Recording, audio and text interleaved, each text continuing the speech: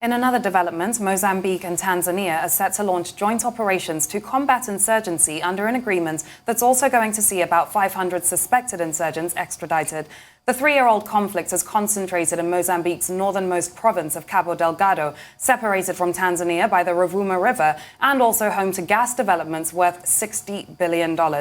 Well, for more on this, as well as the latest developments on the Ethiopia-Tigray crisis, Farai Muvuti, political analyst with the Southern African Times, joins us now. Farai, it's great to have you on with us on Newsday today. Let's start off with Ethiopia, shall we? The Ethiopian government has set a deadline, I believe, for fighters in the Tigray region to surrender, and that deadline expires today. At the same time, the Tigray People's Liberation Front have rejected this, saying that they're ready to die to defend themselves. Let's start off with a historical context of what has led to the conflict that we're seeing in Ethiopia, between the government and the Tigray region. Can you give us that context? Great. Well, thank you again for having me. So historically, what we find is that in the emergence of the new federation, the new government, led by Ahmed, it's essentially a war between the old guard and the new guard, because the Tigray current administration were the actual dominant government at the time they dominated the country for over 30 years. And as a consequence of the moving forward or a more progressive trajectory, Ahmed comes along forming and making the promises that he made, which were to grow the economy, to end the Eritrean war, which all facts that he has done so far, as evidenced by his winning of the Nobel Peace Prize. What we've seen now is purely a standoff between the former guard and the new guard, because the former guard feels that, especially the Tigrayans, they feel that they have been isolated from the coalition. But to understand this, Ethiopia is formed of 10 different regions that have 10 separate power groups in accordance to ethnicity. And Tigray people simply make up about 6%, so they are a minority. So they felt further isolated, and this is sort of like it's been a long time coming. One commentator actually said that it's like watching a train crashing, about to crash in slow motion. So this has been something that has been growing up. So if you look at that particular history and make sense of it in the present, you realize that actually it's really a question of power. One faction feeling that they are further isolated from the federation, and the federation wanting to ensure that it safeguards its progressive agenda. So I think that's what we're facing now. Farai, it looks like Ethiopia is actually sitting on a keg of gunpowder that's ready to go off any moment. Are we possibly looking at civil war in Ethiopia? And if that is so, how do we avert it? Actually, I was listening to some of the Tigrayan leaders. 2 times I heard them say civil war, and I couldn't help but mutter under my breath whether they really understand what it means for a civil war to take place. Well, the one thing for sure is on the question whether they do know, I think they definitely do know and are quite used to. They have quite a long history of understanding the devastation of war.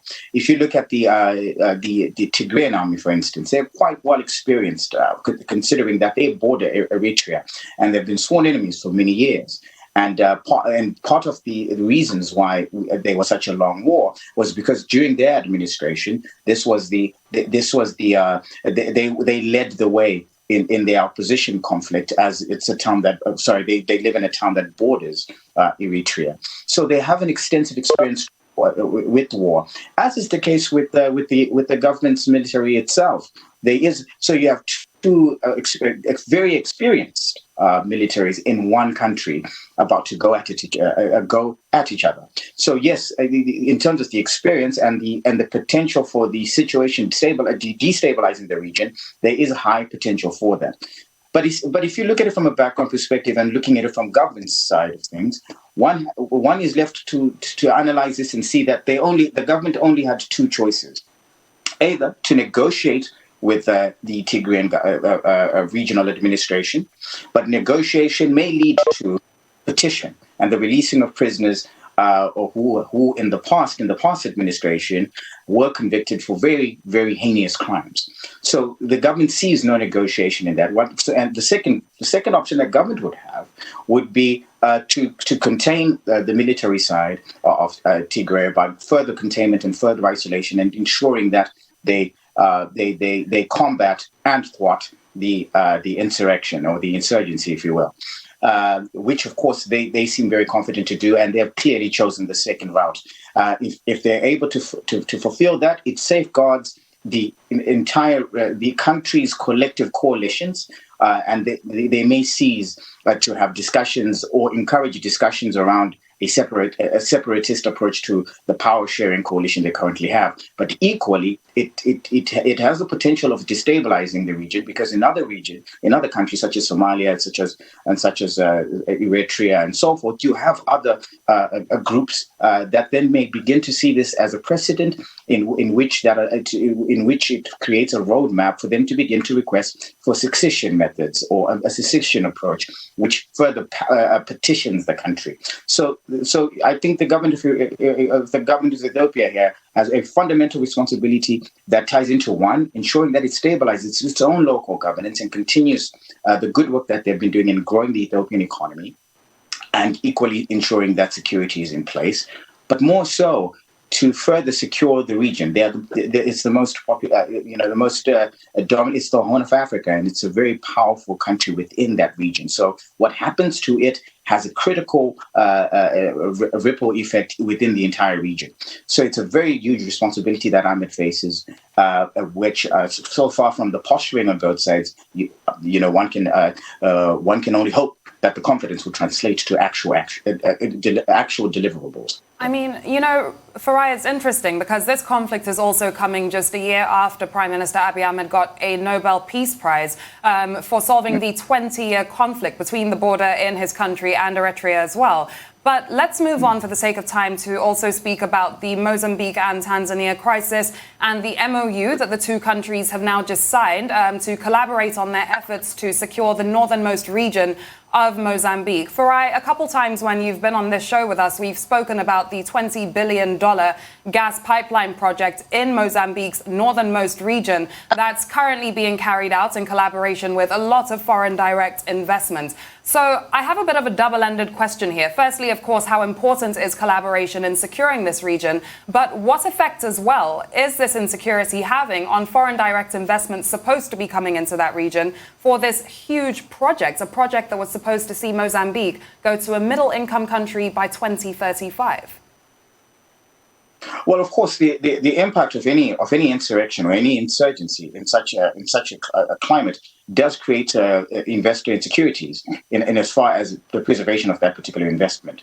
So there is that concern. But you find that Total, the CEO, recently, I think early this week, suggested that the investment project will not be deterred. So there's a clear alliance between the investors and the government itself, because government clearly is doing is being seen to be doing a lot in terms of to preserve the investment. And the current alliance with Tanzania, which is equally a very experienced army to going into Mozambique to provide security and equally build a military coalition that ensures that it brings security to the country, is of significant importance, because it begins to encourage the region to equally have a collective approach. SADC has hinted that it would engage from a regional perspective. We're yet to see from an actionable action plan as to see how they intend to engage. But so far, it is a sign of confidence for Tanzania to get involved. Right, this is a 3-year-old insurgency. What has been the impact on both Tanzania and Mozambique? Very briefly. Well, of course, the insurgency has created a perception issue. As you know, capital is a coward. And where there are perceptions of insecurity, it drives away investment. So there is that perceptive aspect, which I think is most damaging towards economic growth. But more so, it destabilizes both countries in terms of creating situations of dire humanitarian when it comes to the people that are involved, primarily the citizens. So yes, are those two fundamental aspects to look at, the economic and equally the humanitarian needs.